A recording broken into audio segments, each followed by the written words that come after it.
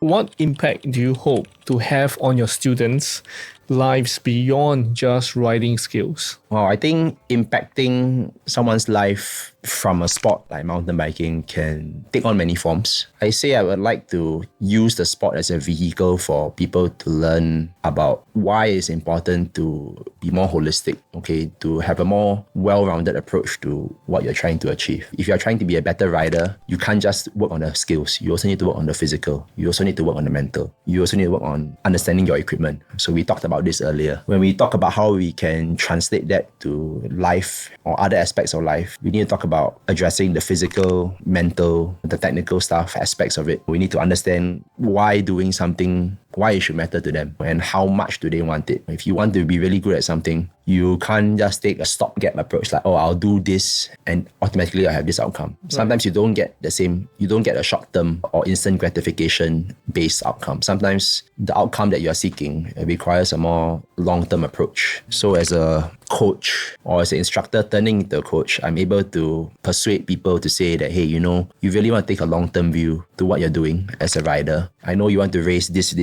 race. I know you want to do this, but it's going to take a while. I think most people have a short-term view on what they want to achieve in life, when actually what they should be doing is taking a long-term view. I can share a very good example with this, right? Like if I want to teach somebody how to do a pedaling front wheel lift, that means pedal the bike strongly and then the front wheel comes off the ground. Okay. Versus doing a wheelie, which is like the same thing, but keeping the wheel up in the air for a sustained amount of time. I think if you teach like a novice or even intermediate rider on how to do a pedaling wheel lift, I can instruct them to do it within like 30 minutes. Easily in a car park, no problem at all. Yeah, they can just do pedaling wheel lift. They can lift the wheel over curbs and logs and stuff. I often get a lot of requests on how to do pedaling wheel lift. Wilson, I want to learn how to go over this log. I want to go over this curb. I say, yeah, sure, that's what you do. But then sometimes I get requests like, Wilson, I want to learn how to do a wheelie. Now it's not a 30-minute job. Now you might take 6 months to learn how to do a wheelie, because a wheelie is so much more demanding. It's such a more advanced maneuver that you need to pull off. And I can teach you the